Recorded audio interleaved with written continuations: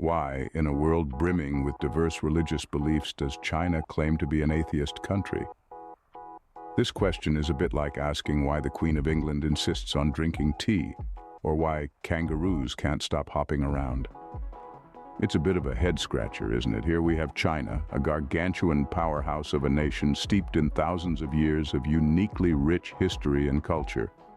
This is a country that's given us everything from gunpowder to noodles, and yet it's a country that, on paper at least, rejects the concept of religion. It's like finding out that Santa Claus doesn't believe in Christmas. It's paradoxical, ironic, and a bit like trying to imagine a fish riding a bicycle. But don't worry, we're not just going to leave it at that. We're going to dive deep into this conundrum and try to make some sense of it all. This, dear listeners, is the grand paradox we're about to unravel. Let's turn the clock back a few millennia to a time when China was just beginning to form its identity. Back in the day, when the Great Wall was just a twinkle in some emperor's eye, China was developing philosophical traditions that would shape its society for centuries to come. The two big players on the philosophical scene were Confucianism and Taoism. Now you might be thinking, aren't those religions? Well, not quite. Let's dive in. Confucianism, championed by our man Confucius, was less about worshiping gods and more about how to be a decent human being. It emphasized ethics, social harmony, and respect for authority. The focus was on human relationships, not divine ones. The heavens, for Confucius, were more of a moral compass than a pantheon of deities to be worshipped. On the other hand, Taoism, with its cryptic texts and paradoxical aphorisms, was all about going with the flow. It advocated for harmony with the Tao, an unnameable force that underlies all existence. Again, no deities to be found here. Instead, Taoism encouraged a deep appreciation of the natural world and a detachment from worldly desires. In both these philosophies, the focus was on the here and now, not some divine afterlife. They were about understanding our place in the world and living in harmony with it. The divine, if it was considered at all, was abstract and impersonal. Now, this isn't to say that ancient China was entirely devoid of religious belief. There were certainly local deities and spirits worshipped, but these were often more about community and tradition than a personal faith. They were part of the cultural fabric, not the philosophical foundation. So, if we're talking about a lack of belief in personal gods, a focus on ethics and human behavior, and a deep appreciation for the natural world, well, that sounds a lot like atheism, doesn't it? So, in essence, the seeds of atheism were sown in ancient China. Enter Buddhism, a new player on the Chinese philosophical scene. Now hold on to your teacups, because the story of Buddhism in China is a wild ride. It all started in the 1st century CE, when Buddhism first made its way into China via the Silk Road, that ancient expressway of ideas and goods. But Buddhism didn't just stroll in and yell, "Surprise, I'm your new philosophy." No, it had to earn its spot at the table. Buddhism was a bit of a foreign concept for the Chinese. Here was a belief system with a pantheon of gods and mystical beings, far removed from the pragmatic thought that dominated China at the time. So the Chinese did what they do best. They adapted it. They turned Buddhism into a more philosophical system, often stripping away its more mystical elements. They took the Buddha and made him a philosopher, not a god. It was like taking a unicorn and turning it into a horse. Still impressive, but a lot more practical. And it worked. Buddhism began to spread across the country, from the common folk to the imperial court. Its teachings of compassion and the impermanence of life resonated with the Chinese. It even influenced Chinese art and literature, giving us beautiful Buddhist sculptures and thought-provoking Zen poetry. But here's the twist. Despite Buddhism's growing popularity, it didn't completely overshadow the atheistic undercurrent in Chinese thought. That's right, the Chinese managed to incorporate Buddhism into their culture without giving up their skepticism of the supernatural. It's like eating your cake and still having it. But in this case, the cake is a complex philosophical system. So even as Buddhism was flourishing in China, the seeds of atheism were still very much alive and kicking. Despite Buddhism's influence, the atheistic undercurrent in Chinese thought persisted. So while Buddhism did play a significant role in shaping Chinese culture and thought, it was always in a dance with the more atheistic philosophies. And as we'll see in the next scene, this dance was far from over. Fast forward to the 20th century. A new ideology is taking hold: communism. A young chap named Karl Marx had been whispering in the ears of revolutionaries worldwide, and China was no exception. Now you might ask, what does an economic system have to do with religion? Well, you see, for communism, religion was seen as something of a party pooper. Marx himself had called it the opium of the people, suggesting that it dulled the senses and kept the masses docile, preventing them from rising up against their oppressors. When the Communist Party of China came into power in the mid-20th century, they took Marx's words to heart. Religion was seen as a tool of oppression, a means by which the ruling classes could keep the proletariat in check.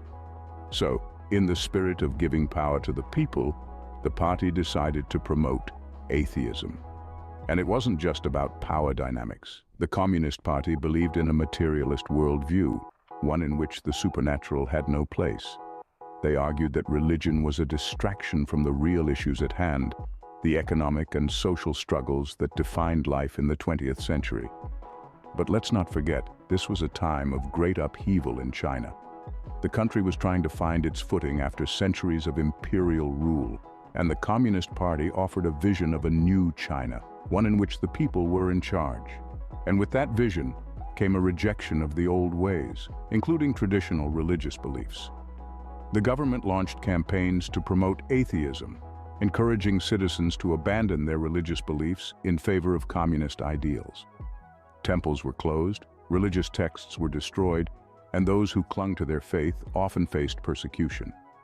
With communism, atheism was no longer an undercurrent. It was the main current. And while China today is a different place, the echoes of this period still reverberate in its approach to religion. If you thought communism shook things up, buckle up for the Cultural Revolution.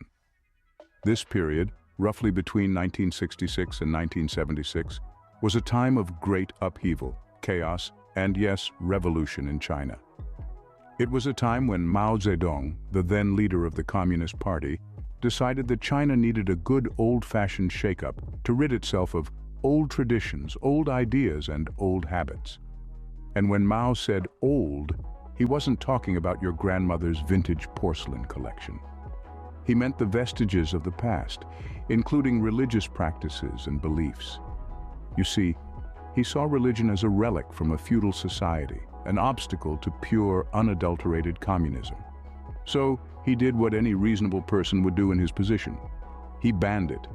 Yes, you heard that right. Religion was essentially outlawed during the Cultural Revolution. But how did he enforce it? Well, you might want to sit down for this one. Red Guards, mostly composed of zealous young students, were unleashed across the country in a campaign of destruction. Temples, churches, mosques, synagogues, you name it, they probably wrecked it. Clergy were publicly humiliated, religious texts were burned, and believers were persecuted. It was atheism with quite a bit of force behind it, to put it mildly. Now here's the kicker. Did it work? Well, in the short term, yes. Many people were too scared to practice their faith openly, but in the long term, that's a more complex question. Religion didn't disappear entirely, it went underground, like a stubborn weed refusing to be pulled out. And today it's started to re-emerge, albeit in a very different form. But there's no denying that the Cultural Revolution had a profound impact on China's religious landscape. It created a vacuum, a void where once there were diverse religious practices and beliefs. And in that void, atheism took root, becoming the de facto state religion, if you will. The Cultural Revolution left China a fundamentally atheist country. It's a legacy that continues to shape China's approach to religion and belief today. Welcome to modern China, but is it truly an atheist country? Now that's a question worth a pot of tea and a lengthy discussion. Officially, China, governed by the Communist Party, professes atheism. The Constitution guarantees freedom of religion, but let's not forget that fine print. It's subject to public order and morals. In practical terms, this means the state recognizes 5 religions: Buddhism, Taoism, Islam, Protestantism, and Catholicism. However, these religions are placed under state-controlled patriotic associations. You know, a bit like having a stern aunt chaperoning your first date. Yet beneath this official facade, a myriad of traditional beliefs persist. Ancestor worship, folk religions, and superstitions are still part of the fabric of Chinese life. The Chinese New Year isn't just about fireworks and dumplings. It's steeped in rituals and beliefs, a testament to the enduring power of tradition. And then, there's the rise of new religious movements. In the last few decades, China has seen a surge in the popularity of religions like Christianity and Buddhism. It's like the spiritual equivalent of a gold rush, with people seeking solace and meaning amidst the rapid pace of modern life. But let's not forget about our friend, the state. The government keeps a watchful eye, sometimes clamping down on religious groups seen as a threat to its authority. Falun Gong, anyone? In this spiritual smorgasbord, atheism too finds its place. Many Chinese consider themselves atheists, viewing religion as superstition or an obsolete relic of the past. Yet atheism here isn't always rigid. It coexists with a pragmatic approach to life where people may turn to religion in times of need or crisis. So, is China an atheist country? Well, it's complicated. It's like asking if a zebra is black with white stripes or white with black stripes. In the end, it's a zebra, and in China, it's a kaleidoscope of beliefs, each finding its own space in the vast landscape. Let's consider the impact of atheism on Chinese society. It's a bit like a tea ceremony, complex and nuanced, but boiled down, it's just leaves in hot water. Firstly, let's take a peek at ethics. Chinese society historically has been influenced by Confucianism, which emphasizes filial piety, loyalty, and respect. Now throw atheism into the mix, and what do you get? A philosophy that doesn't rely on divine intervention, but rather on human actions. It's a bit like making dumplings without a recipe. You're guided by experience and intuition, not by a divine cookbook. Now let's swivel our focus towards politics. In a country where the government officially promotes atheism, it's safe to say that the political landscape is shaped by this belief or lack thereof. The Chinese Communist Party members are, in theory, required to be atheists. It's a bit like being a member of a very exclusive club, where the entry requirement is not believing in any deities. Finally, let's chat about daily life. In the absence of religious rituals, many Chinese people turn to traditional customs and festivals to mark important life events. It's a bit like celebrating Christmas for the presents and the pudding rather than the nativity. But it's not all black and white. While the state promotes atheism, it also recognizes the freedom to believe or not believe as one wishes. It's a paradox, like a panda that doesn't like bamboo, but it's the reality of modern China. So, what's the takeaway here? The impact of atheism on Chinese society is profound, influencing everything from moral values, political affiliations, to everyday customs. It's like a giant dragon weaving its way through a parade, impossible to ignore, and leaving a trail of confetti in its wake. Atheism, it seems, has left its mark on every facet of Chinese life. Finally, let's zoom out to the global perspective. In the grand tapestry of global society, China's atheism is a rather bold and unusual thread. The world is a colorful mosaic of faiths and beliefs, and here is China, sticking out like a sore thumb, or perhaps more aptly, like a panda in a sea of peacocks. China's position as an atheistic nation in a largely religious world is not, as some might assume, a disadvantage. On the contrary, it presents both unique challenges and opportunities. For one, it allows China to sidestep the often thorny issues of religion that can trip up international relations. It's hard to offend someone's religious sensibilities when you don't subscribe to any religion at all, isn't it? On the other hand, this lack of religious affiliation can also create a sense of distance. Many cultures around the world are deeply intertwined with their religious beliefs, and China's atheism can sometimes create a chasm of misunderstanding. It's like turning up to a costume party in your everyday clothes. You're not exactly breaking any rules, but you might feel a bit out of place. Yet, it's not all doom and gloom. China's atheistic stance can also serve as a bridge. As the world becomes increasingly secular, many countries are grappling with how to navigate this shift. China, with its long history of atheism, could provide a blueprint for how to manage this change. It's like the older sibling who's already been through the teenage years and can offer some sage advice, or at least tell you what not to do. In essence, China's atheism is a double-edged sword on the global stage. It can alienate and isolate, but it can also connect and guide. And as the world continues to evolve, we can expect China's influence in this area to grow. After all, in a world where change is the only constant, who better to lead the way than the country that's been doing things differently for centuries?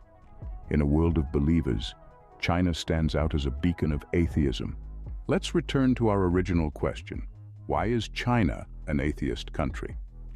Well, the reasons are as multifaceted as a Beijing street market, as complex as a game of Go. It's not a matter of black and white, but rather a rich tapestry of grays, woven through centuries. Our journey began in ancient China, a time when atheistic philosophies like Confucianism and Taoism held sway. These early Chinese philosophies focused on ethical conduct and harmony with nature, rather than the worship of deities. This laid the groundwork for a society that was comfortable with secularism. Then came the arrival of Buddhism, which, though a religion, doesn't require a belief in a creator god. Buddhism meshed well with the existing philosophies and further ingrained the notion of atheism in the Chinese psyche. Fast forward a few centuries to the rise of communism in the 20th century. Under Mao Zedong's rule, religion was perceived as a tool of oppression, a threat to the communist ideology. This led to the Cultural Revolution, a decade-long campaign to eradicate religion and enforce atheism. However, it's not all as simple as it sounds. While the Chinese government promotes atheism, it also recognizes 5 religions: Buddhism, Taoism, Islam, Protestantism, and Catholicism. Yet these are heavily regulated, with the government controlling the religious narrative.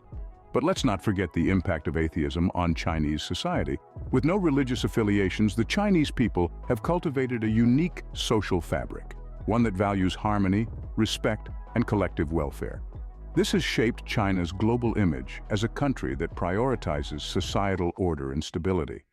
And finally, from a global perspective, China's atheism isn't an anomaly. As we march towards a more secular world, many societies are becoming less religious, with China being one of the front runners. So why is China an atheist country? Well, as we've seen, it's a question with many answers. But one thing is clear: it's a fascinating paradox, a heady brew of history, culture, and politics that continues to shape the world's most populous nation. As we wrap up our journey, let's reflect on what we've learned. We've delved into the depths of atheism in ancient China, a time devoid of divine deities, and then watched as Buddhism made its grand entrance. We've observed the rise of communism, a political ideology that, let's be honest, isn't too fond of religious frolics. We then navigated the tumultuous tides of the Cultural Revolution, an era that made atheism the new black. We've seen how China, in all its paradoxical glory, is both an atheist country and not, a conundrum that continues to baffle even the most astute scholars. We've explored the impact of atheism on Chinese society, its subtle and not so subtle effects rippling across millennia. And finally, we've stepped back to view this all from a global perspective, a vantage point that adds another layer of complexity to our understanding. Whether you're a believer, an atheist, or somewhere in between, we hope this exploration of China's atheism has given you food for thought. Thanks for joining us on this journey.